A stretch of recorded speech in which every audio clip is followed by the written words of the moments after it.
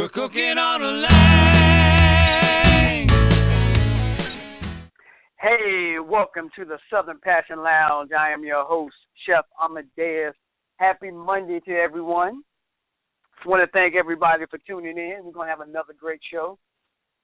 So let's go ahead and jump into our show today because I'm kind of excited about this. My first guest is out of Georgia, and I just started learning about the smokers that he makes, and I've learned a lot, not just from him, but when I posted that I had a pick from Lang Smokers, people from Arizona, from Atlanta, from the West Coast, man, that's a great smoker. So when I got all that, I said, let me reach out to them and see if they can come on and talk about their smokers on the show. So I reached out to Ben Lang and invited him on the show today, and so we're going to have a lot of fun. So, hey, Ben, how you doing? I'm doing great, Chef. How about yourself? Man, I'm excited to have you on the show. Well, it's reciprocated. We're excited to be here. So I sent you the picture of the pit that I was cooking on, and my friend, like, if you fell in love with the pit, wait till you have a smoker. And I was like, man, this is just amazing. So tell us about Lang Smokers. Well, we build what's become known as a reverse flow offset smoker cooker. And it's got an offset firebox, and it's got a reverse flow heating system, meaning the heat drafts out of the firebox up under a false bottom, which is a griddle in a Lang cooker, draws to the opposite end from the firebox, then drafts back over the cooking racks to get out the smokestack. So the heat is used 2 times before it gets out of the cooker. It's under the food and then back over the food. And what's set us apart from everybody for 30 years is that, and what has become nicknamed reverse flow, is the fact that in a Lang barbecue smoker, it's always had a griddle underneath the grilling racks. So when the fat renders out of the food, it sizzles and sears when it hits that hot steel griddle. And that gives you moisture and flavor that is unsurpassed, as you well know. The best flavor comes from fat searing on a clean griddle, however you go about it. So when we designed our unit, we incorporated the griddle concept into it. And I guess what makes our unit so good to work with is you can cook a load of meat in it and clean it up in 20 minutes after you get done, so that there's nothing left in it from the last cooking that you got to burn off on the next cooking, and there's nothing in there that's going to foul up the flavor and the consistency of what Daddy used to call snappy fresh food. Okay. I mean, you guys are just like I said, everybody talks highly about what you guys are doing, and I'm looking forward to working with one of your smokers. Well, we can't wait to get one in your hot little hands. So now, what's the other thing that we want to talk about, and I've talked to a couple of people about this, is what's the difference between smoking and grilling? Well, it's a smoke flavor that's imparted into the meat, and generally when you think in terms of smoking meats, you're thinking low and slow, and hours worth of cooking to tenderize everything. But grilling is primarily direct, right over the top of the coals or heat. The heat comes through one time and it's gone. Generally, a smoking apparatus will have an indirect type of grilling or cooking, meaning that the fire or the heat source is off to one side and it drafts indirectly over or under the foods and through the foods and then exit the smoker cooker. So grilling is at high end temperatures generally. I call it get me done when you're grilling. You want to just get finished with it pretty much. You can cook hours on end grilling, but you've got to really watch it that you don't sear the meat too much. In the smoker cookers, it's kind of goof-proof results, meaning that you build a fire and you get a hot bed of coals and embers in a firebox, and you put the meat in, and the food starts cooking, and then all you have to do is add a stick of split wood to a bed of coals at a regular interval, which is to keep the coals going and not let them die out. And it's pretty easy to cook. I mean, a layman can get a hold of our smoker cookers, and they become the go-to person in their center of influence for barbecue. The folks that use our stuff are, it's diverse. It's everything from chefs to enthusiasts to competition cooks, restaurateurs. Just everybody. People ask me how things going. I said, well, they're going great. We happen to deal in what I believe is the common denominator, that eating thing. We're going to do it 3 times a day. That's right. And if we're working 16 hours, we're going to eat 4 times a day. So it's real diverse, our client base, and we're real excited about it because we get to be in the mix with folks in their ventures or just, making memories in their backyard and winning friends and influencing people with their barbecue prowess. Well, I have a lot of my listeners that are backyard folks that, and they're always looking to step their game up. So I get a lot of questions about, what's the best wood, what's the difference between charcoal and wood, how all these questions. And I think I have one of my listeners, when I told him that you were coming on, and he's like, that. He said, that must be the guy. I've been watching his video like 100 times.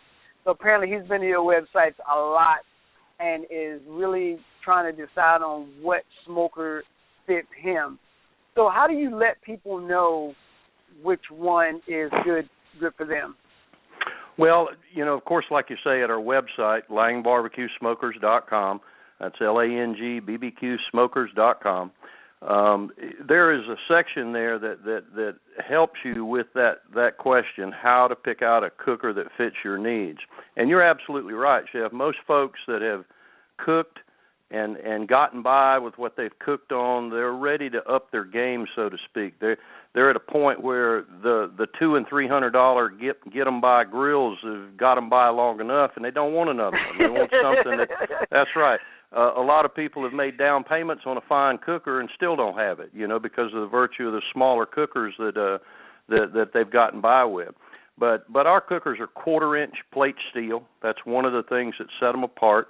They've got what I call a sheer cooking weight that when you get it hot, meat doesn't have a chance. It's going to get right. It's going to sizzle and sear and caramelize and get that mahogany color to it. But the way to pick out a cooker is based on your need. If you're an individual cooking for your own interest and your own entertaining, generally something in the up to 60, 70-pound range is more than adequate. Now, folks that cook a little more than the individual might do a little more entertaining. They want a little bigger capacity. They get a model that would handle up to 80 to 90 pounds of meat. That's our extra small and small models. They're called 36-inch or 48-inch models, which you can see everything. We got a complete catalog and pricing at the website. But that's generally the entry level is in the individual needs. Now, some folks that cook, they know that they're cooking extended family. They cook for their own entertaining, their own individual needs, but when asked by a niece to cook for their reception, they're happy to step up and do it, or want to cook for the kids' crowd at school, something along those lines. They're extended family or extended family type cooking. They're going to need a little bit larger cooker. That's where our 60-inch model tends to shine. It'll start a venture if somebody wanted to cook a volume of food, but after they get to cooking 2 times a day to keep up, they're real quick to want to step into our Model 84s. Now, those Model 84s are legendary in is how much they cook. They'll cook, 40 pork butts at a time, 8-pound pork butts, over 300 pounds of meat. They'll cook it in as fast as you want to cook it or as slow as you want to cook it. That's the beauty of our grills is you can cook an 8-10-hour pork butt. You can cook a 12, 14-hour if you want. But if you need to, you can cook a 6-hour brisket at 350 degrees, and it'll win a competition. I've got championship cooks that do it all the time. They cook what I call fast and furious. They're not into staying up all evening or working 10, 12 hours. They just want to, get her done and get on to the next thing. And that's where a cooker that really lets you crank the heat to it and hold its heat really does a great job for you. But our catalog shows a complete line of units from extra small to extra large and everything in between to fit the needs of the folks that are cooking. So we pretty much can satisfy their needs based on an original model, which has all the bells and whistles, but it doesn't have what's called deluxe warmer. And a warmer is no more than just a vertical stack that sits on top of the firebox.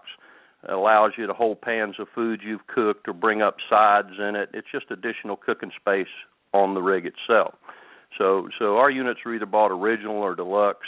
But the one of the things that excites me a lot about what we do is the diversity of what we do with our client base. Even in the toughest of times that have passed, these recessionary times, our business continued to grow and see record-setting months, as it still does. And it's primarily because of the unit, the product that we build. It does what it's supposed to. It's in no way or fashion lackluster. It actually exceeds the expectations of the owners that buy it and take delivery of it. And then when they start cooking and they find out the quality of the food, it's just unbelievable what you can get from a unit that does what it's supposed to instead of a unit that you got to hold your mouth right to get the thing to cook right. Well, like I said, it's been, like I said, when I got my pit, it really extended my cooking to do more things on the pit. And one of the things that I like about it is down here, JEA, if you have an electric stove like I do, I have an electric stove inside, running that stove like that, it will pull on a lot of electricity. So I like to cook all my food outside. And so between cooking in my cast iron pots, cooking right on the grill, and making those coals and using my Dutch ovens, as you can tell, I love cooking outdoors. And just the pit that I have is just, I was like a 3-year-old at Christmas when I received it. And then when I started cooking on it, I was just like thinking about all the things that I can do just on so I'm really looking forward to getting my hands on one of the smokers so that we can really have some fun with it. Gary from G's Barbecue is like, he raves about it. So I was like, yeah, we just got to go ahead and get this and make this happen. We're cooking on a line.